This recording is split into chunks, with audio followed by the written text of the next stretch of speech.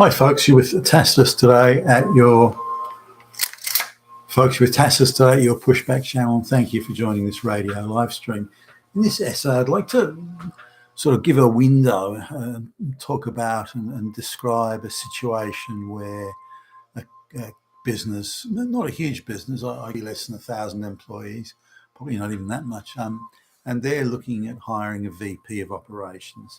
Now, as the VP ranks go, this is the more junior of the VPs, because they've separated finance and some other stuff out of what often is in that position. So it's again, probably the most junior of the VP roles available.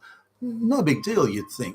Somebody's they're retiring actually, so they're looking for a replacement, and you'd think that it wouldn't be much of a drama. It'd be fairly straightforward.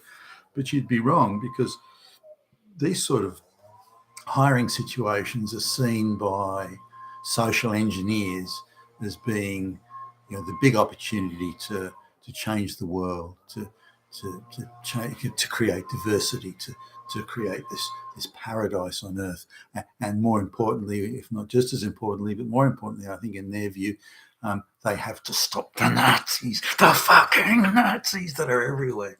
And like the devil that was whispering into the ears of the unaware during the Spanish Inquisition in the medieval times. It's the same now, but instead there are Nazis just trying to get their hands on power to oppress the transgender population. Those damn fucking Nazis.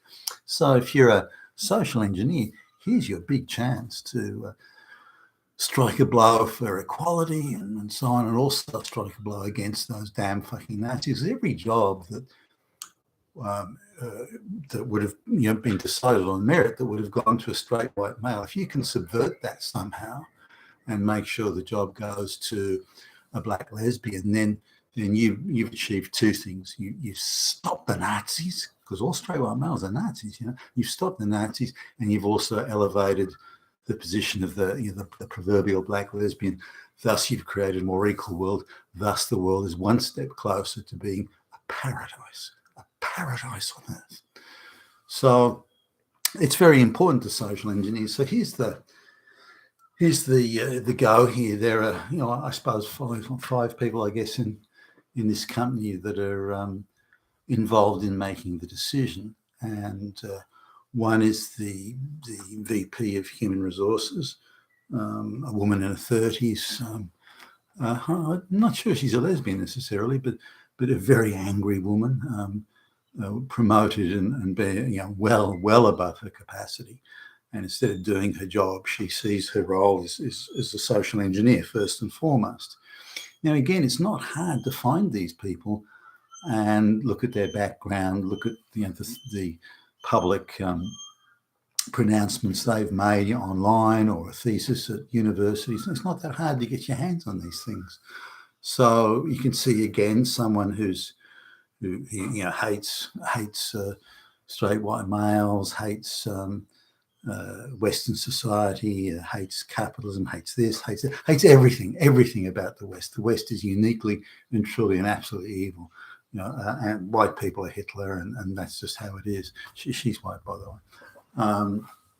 So she's decided that they have to decide who gets this job based on victim points, ideological victim points. So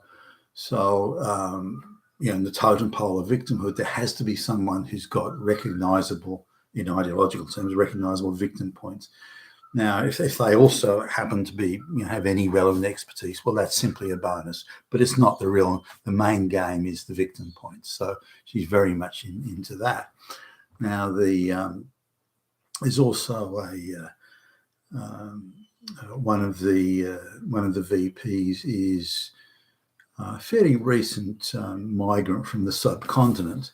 Now, his view is that he's looking out for his racial diaspora. So he thinks that the company has to prove that it's not racist against Indians.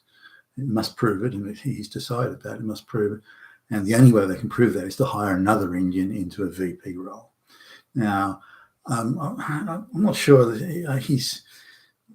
I don't think he's qualified for the role that he's in, but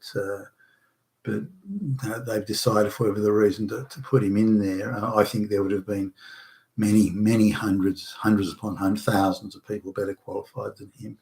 But for some reason they decided to go with a low qualified recent immigrant from a third world shithole country. Well, hey, that's up to them. So we're again subcontracting to someone else, but I got the opportunity to watch up close as this was going on. So I couldn't pass up that opportunity, so I can report to my listeners on the channel here. But now the guy who's retiring, he's got quite a say in the matter, and he's a white guy in his 60s, so he would have gone, or did not would have he did went through the school system, straight white male, through the school system and the education system generally, in the days when merit counted for something, and before. When there would have been 2% brown black people in the country. So he's used to and remembers the days when it was pretty much all white and things were done based on merit.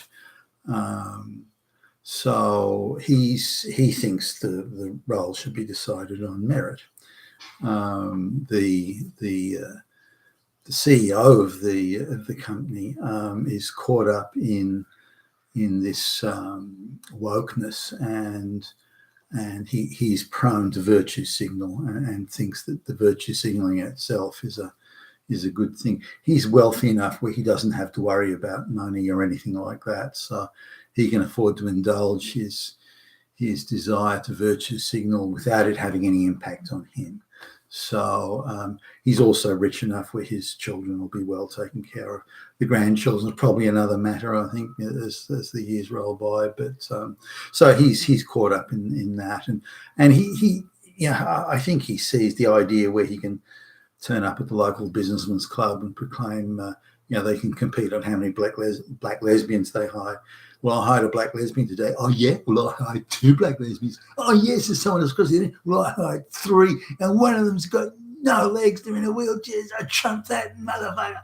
So, I sort of see him just how he is. He's a bit lily-livered that he'd go down that path.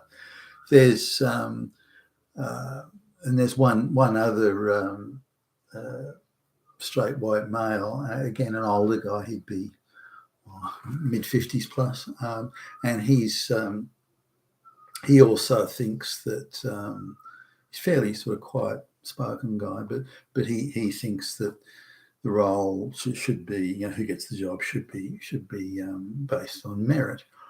Now there are a couple of things that are sort of are interesting. They have an advantageous commercial position in a particular market sector. I'm being a little careful here because I don't want to give it away. They've got an advantageous position, and a lot of their revenues and profits is a result of that advantageous position. And I don't think they fully appreciate that. And I think maybe the guy who's retiring probably does. The soft-spoken guy, I think, has at least got an inkling, but none of the others know. And just listening to some of the conversations where I've sat quietly because I want to see it play out naturally without me influencing. And this is why these diversity, and inclusion people will destroy the West, which is why the globalists want them in the positions they're in. The HR lady couldn't give a fuck about the commercial situation of anything. Her only concern is social engineering. That is it. It doesn't have any concern beyond that. So the idea that they're going to lose this commercially advantageous position, and that will have, I think at least, quite a substantial impact on the amount of staff they have, the sort of resources they have to pay people, whether or not people like her on that level of salary can still be carried on the payroll. There's going to be, I think, many implications unless they take fairly decisive, swift and decisive action to either remedy it or head it off at the pass, as the case may be. But the people that are concerned about social engineering just aren't concerned about that. They don't know, don't care, don't want to know, don't give a fuck, and that's their attitude. But talk about, can we hire a black lesbian? Then their eyes will light up. Suddenly they're frantic action and running around, and it electrifies them. But you talk about the real commercial issues of how do we stay in business tomorrow? Don't care a bit. So and it's those sort of people that are becoming more and more influential across the entire Western business sector. And the outcome, if these people continue with that sort of influence or increase it, is what appears to be the case. The outcome to the Western business sector is obvious. It's going to be catastrophic. But there you go. So it turns out this role is the various parties are sort of moving into a position where they're almost ready to fight to the death over this. Will it be a merit hire, or will it be a social engineering victim points hire? And I imagine these struggles, and I've seen a few of them. I imagine these struggles are playing out, all across the Western business world as we speak. And I don't know who's going to, the guy who's retiring. So it's not going to be my problem. So why would I care? And that sort of thing. So I get the impression that the most motivated, the angriest and the most energetic, the most motivated are the social engineers, and they could very well carry the day. And so deeply concerning. I think if that does happen and the loss of commercial advantage unfolds, as I suspect it will, then a couple of years' time, this company could be completely out of business. All those people lost their jobs, and it'll come back, I think, to this moment as being one of the key moments that brought them undone.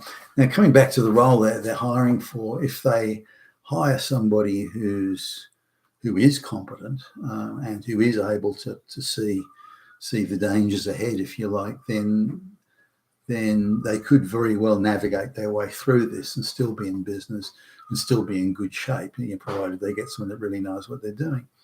And that's the so after I'd watched it all go, I sort of suggested that maybe those could be the stakes at hand here. So maybe merit is a consideration that should play at least a prominent role in the decision making.